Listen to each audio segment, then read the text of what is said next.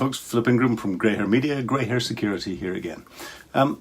This evening at 8:30, BBC Panorama are discussing Huawei, the Chinese telecoms giant, who have been subject to an awful lot of reports in the press over recent months regarding their security, and in particular the security within the new 5G networks that are being rolled out because they're so data heavy. The concerns about Huawei is nothing new. It was raised by the UK Parliament's Intelligence and Security Committee in 2008 in a report that they produced looking at Huawei and another Chinese giant ZTE's influence into UK's critical national infrastructure.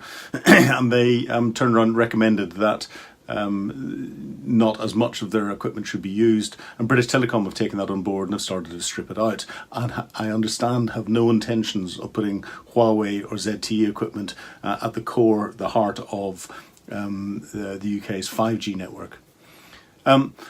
But one of the other accusations that's come out around Huawei and other Chinese manufacturers is that there are hardwired backdoors put in that the Chinese government can get into, and wider links to the Chinese government. Links to the Chinese government, there's a law within China that requires Chinese companies to cooperate fully with Chinese intelligence services. That's another area of concern. Huawei have denied that this means that they have to provide any information on any of their customers that are outside China. Well, yeah, we'll see. The other issue that there is their equipment is high spec. It's high functionality, relatively cost-effectively produced, and develops very, very fast indeed with the technology. As technology is developed, each chip that's on the circuit board has got its own little operating system within it that tells the chip how to work and how to talk to other chips.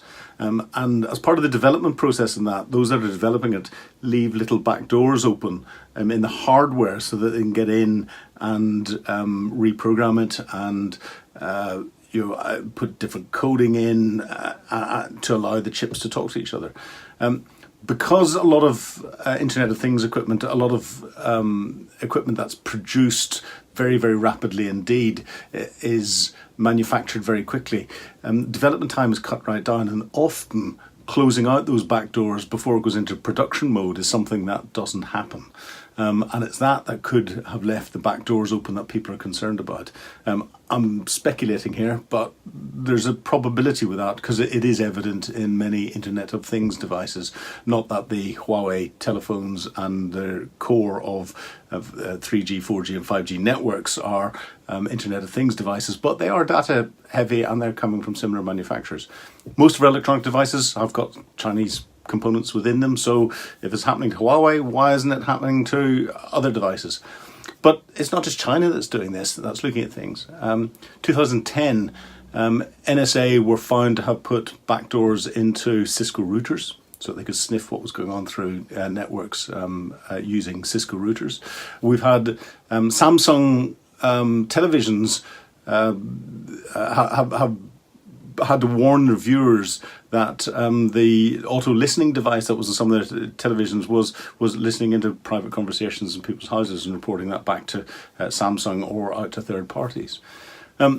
Google have admitted that some of their apps that they've allowed developers to use have given full access to people's Google accounts. That means your email, your photographs, everything, that your search history, your browser history, everything that's on there.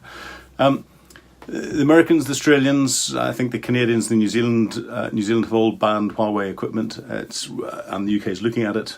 Panorama will give us more insights this evening, but that's part of the Five Eyes network. But espionage and espionage through electronic devices, manufactured electronic devices, is not just the remit of China. They've got a good hold because of what they manufacture across the world, but it's something that every intelligence organisation around the world is looking at.